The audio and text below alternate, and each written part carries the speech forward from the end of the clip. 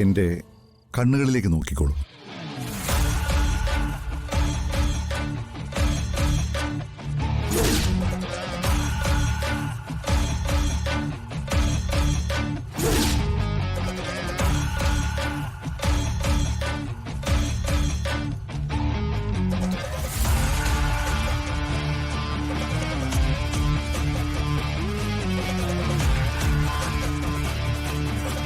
മനസ്സ് ഒരു കടല് പോലെ, അതിലെ തിരകൾ പോലെയാണ് ഓർമ്മകൾ.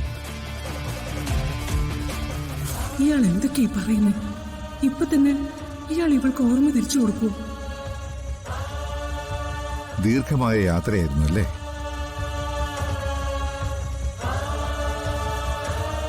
അപകടം നടന്ന രാത്രിയിൽ നഷ്ടപ്പെട്ടത് ഓർമ്മകൾ മാത്രമല്ലല്ലോ. എനിക്കൊന്നും അറിയില്ല ഗുരുജി. ആക്സിഡന്റ് സംഭവിച്ച ഉടനെ തന്നെ ഞങ്ങൾ ഹോസ്പിറ്റലിൽ എത്തിച്ചു. ഞങ്ങൾ അല്ലേ?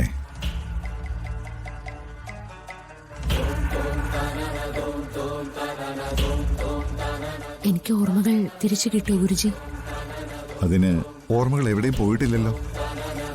അടച്ചു മൂടപ്പെട്ടതല്ലേ ഉള്ളൂ. ചിലത് ചിലർ പൂട്ടുകയും ചെയ്തു.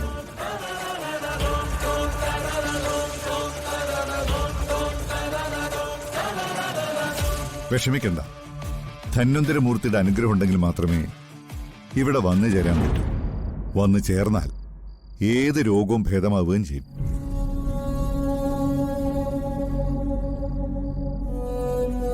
കുട്ടി വിഷമിക്കണ്ട. കുട്ടിയുടെ നഷ്ടപ്പെട്ട ഓർമ്മകൾ ധന്വന്തരമൂർത്തി തന്നെ തിരിച്ചു തരും. ഞാനതിനൊരു നിമിത്തമാവുന്നെന്ന് മാത്രമേ ഉള്ളൂ.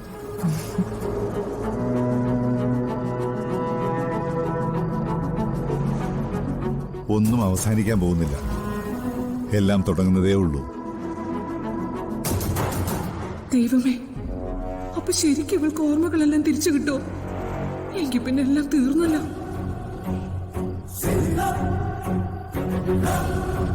കുട്ടിയുടെ ഓർമ്മകളെ ആരൊക്കെയോ ഭയക്കുന്നുണ്ടല്ലോ.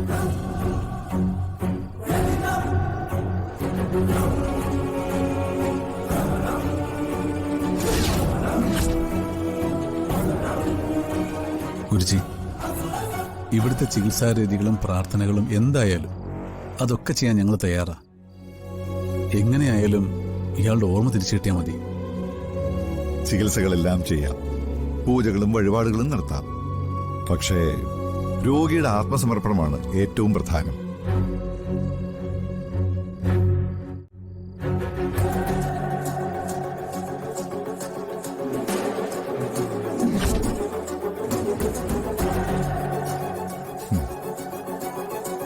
ശരീരത്തെ ആദ്യം ഒന്ന് റിലാക്സ് ചെയ്യിച്ചെടുക്കണം. അതിന് ആദ്യം തൈലലേപനം, പിന്നീട് ശിരോധാര, തലച്ചോറിനെ ശാന്തമാക്കാൻ.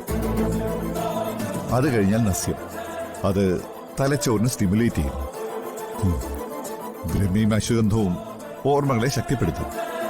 എല്ലാം ഓരോന്നോരോന്നായി ചെയ്താൽ ഓർമ്മകൾ താനേ മടങ്ങി വരും. നാളെ ബ്രാഹ്മമുഹൂർത്തത്തിൽ ചികിത്സ തുടങ്ങാം.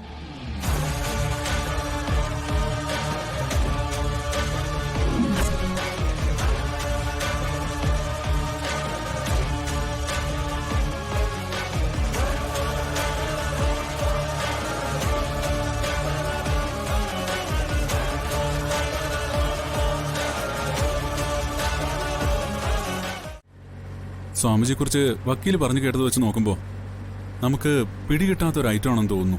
അങ്ങനെ സച്ചി കരുതുന്ന പോലെ ദുരൂഹതയൊന്നും സ്വാമിജിക്കില്ല.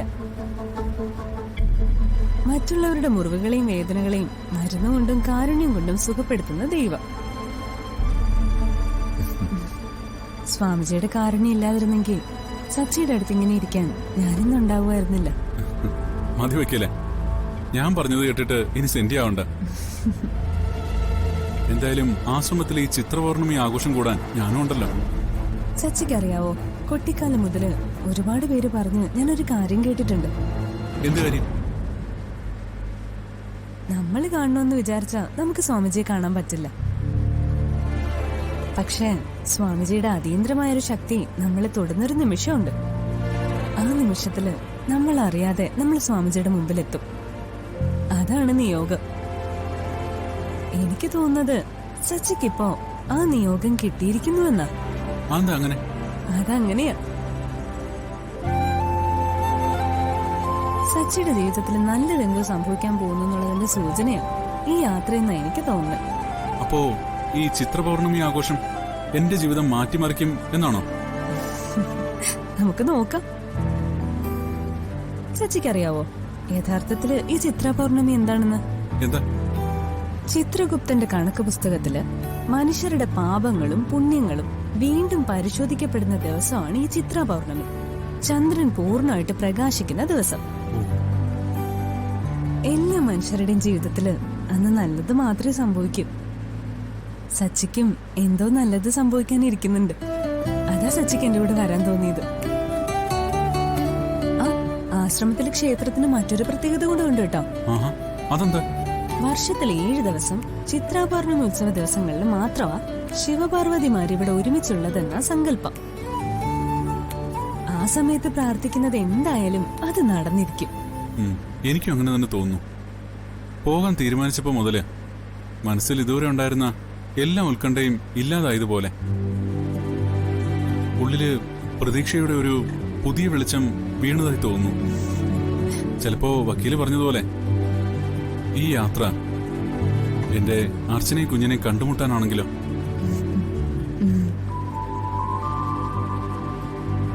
അങ്ങനെയാണെങ്കിൽ അവർക്ക് വേണ്ടിയിട്ടുള്ള ഇത്രയും കാലത്തെ സച്ചിയുടെ കാത്തിരിപ്പ് അവസാനിക്കുമല്ലോ.